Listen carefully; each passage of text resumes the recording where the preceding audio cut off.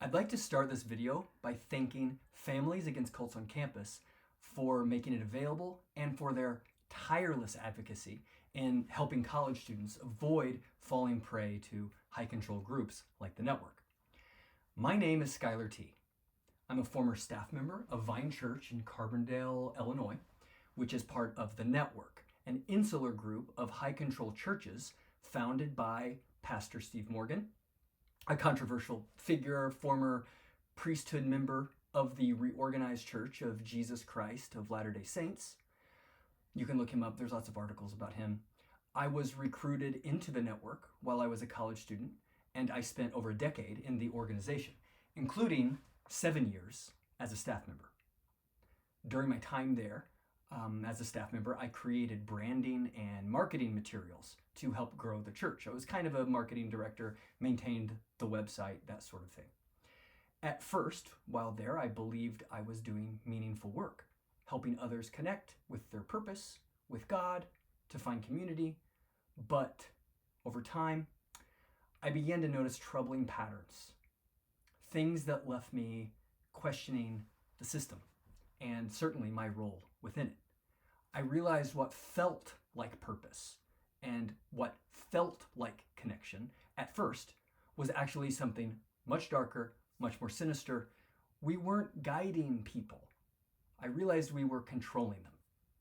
And that system of control wasn't just destroying me, it was destroying my family, my spouse, and our children.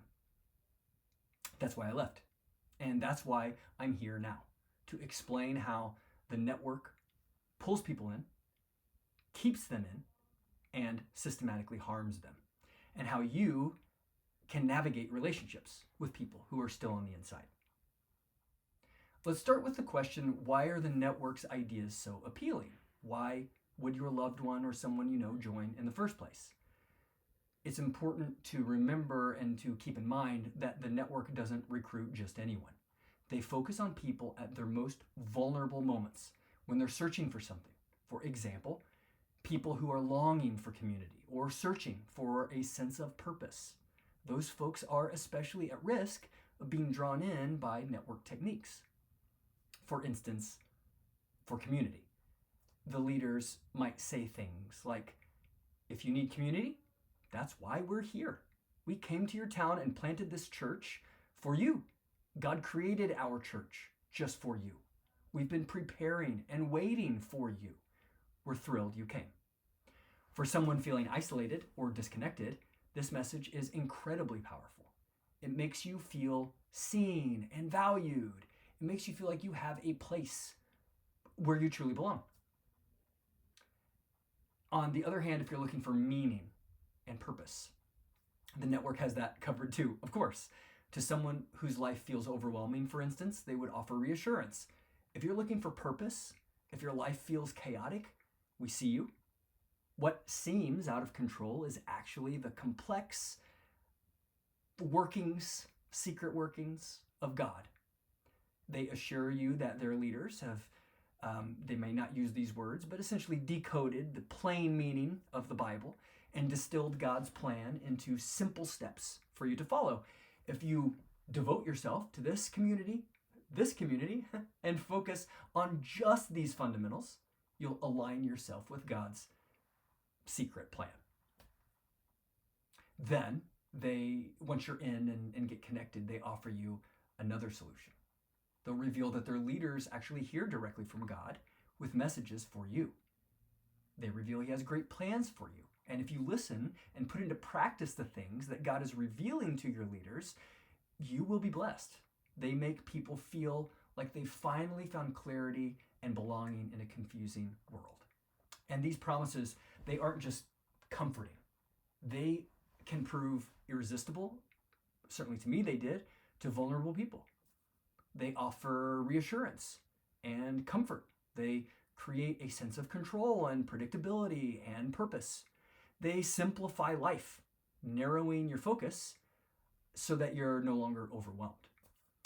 For many people, this feels like peace, at least at first. The network, of course, offers more than this as well. Their teachings sweep you into a mystical story. They connect you to a purpose larger than your life, larger than yourself. So that's why people would resonate with the messages, and why your loved one probably has joined, and is still involved. Why is the network system harmful to people? It's important to understand that, unlike other religions or other systems of belief, the network is not about timeless principles that guide thoughtful decisions. Instead, they present God as a chess master and people as pawns. In the network system, you don't think, you obey. You don't question, you act. Your job as a good follower is not to figure out your life. It's to follow the specific commands dictated by God, they say, through your leaders. Your decisions are reduced to an ever-narrowing scope of tasks. For instance, you may be asked to invite people to your small group. You for sure will be asked to give 10% of your pre-tax income. They're very specific on that point. You will be required to provide free labor that they call serving. You have to focus only on your small group and others that God may speak to you to invite. You need to obey your leaders, because in the network they claim that they receive divine guidance specifically for you. This is your entire purpose. Your leader defines your role in this grand plan, claiming to speak directly to God about your life. And the message that emerges is clear. Don't think about the bigger picture. Don't question the leader. Just trust. Just obey. And focus on what's right in front of you. This belief in a chess master God traps people. Once you believe that your leader was divinely appointed, leaving it feels impossible, because you've been taught that your connection to God flows through that leader. It's almost impossible to escape once you've reached that point. It's important to note that the network leaders don't reveal the control all at once. If they did, new people wouldn't stick. They would run screaming. So it's a valid question to ask, how does the network gradually increase that control over time? It is important to note that the network doesn't tighten the screws on everyone immediately. Many members live for years, providing background support, things like money, free labor, a facade of reputation, a respectability that attracts potential recruits. Those members may not feel the full weight of the system's control right away. But for the ones that the leaders handpick, people that they identify as highlighted to them, the control is slowly and systematically upped. Being highlighted is portrayed as a divine calling, a sign that God has chosen you for a very special role. These individuals are then invited into private classes, non-public teachings, specialized training sessions. In those settings, you're taught how to be, for instance, core to your small group, taught to be a small group leader, take on leadership roles, these sorts of things. And you are kept busy, relentlessly busy, with an endless stream of activities, events, services, retreats, conferences. You're also encouraged to spend as much time as possible with others in that community, developing deep bonds by sharing personal secrets, shames. A particularly manipulative practice that they do is called receiving prayer. It's sort of a ritual, and the individual is placed in a subservient, vulnerable position like this, and the leader will come and put their hand on their shoulder and give messages from God. And these messages often take the form of advice or commands, usually based on very deeply personal information. For instance, you may have shared a secret or a shame with someone in your small group. That person then tells a pastor, and there's a hierarchy of pastors. Pastor tells a pastor, gets back to the pastor who's then praying for you, and they may speak to you while you are in that vulnerable position, and be able to be very specific with what they claim are the desires of God for you. The leader uses that knowledge to guide people further into the system. The prayers are often encouraging, for instance, more time, energy, occasionally even more money to be given to the church. Maybe you'd be called to go on a church plant, for instance, that way, or be more involved with a small group, or maybe to become a small group leader. Those kinds of things get transferred to you as you're standing in this very vulnerable position, waiting for a leader to come to you with a word from God from you. You may ask yourself why people continue to stay as things come out in the news, or other people leave, or they have friends that leave. Why do they continue to stay? Well, it's important to remember that the people that are in it often don't even recognize what's happening with their friends. They don't see the destruction that's happening, to be honest, all around them, because they're fed by their leaders carefully crafted narratives designed to keep them compliant. They are told that those who have left are or were unwilling to obey God. They're told that the people that left are lying, are not telling the truth. They are told that the people who left because they went bad. They're under the influence of they have this idea of a malevolent spiritual entity, a spiritual force they call the enemy. And the enemy wants to destroy the network, which they believe is God's plan. And so the people who have left, especially people who speak out, are tools, pawns. To go back to that chess master God analogy. They're pawns, but instead of pawns of God, they're pawns of the enemy. And the enemy wants to thwart the network's goals. And they're often even told not to go read the stories, not to go read news stories or what former members have said, because they could actually, current members could be wounded by those stories, and that could cause a wound that would make them not trust their own leader anymore. And in the network, if you can't trust your leader and if you don't obey your leader, then you're missing out on the voice of God. You're losing that connection. And so your soul could be in peril.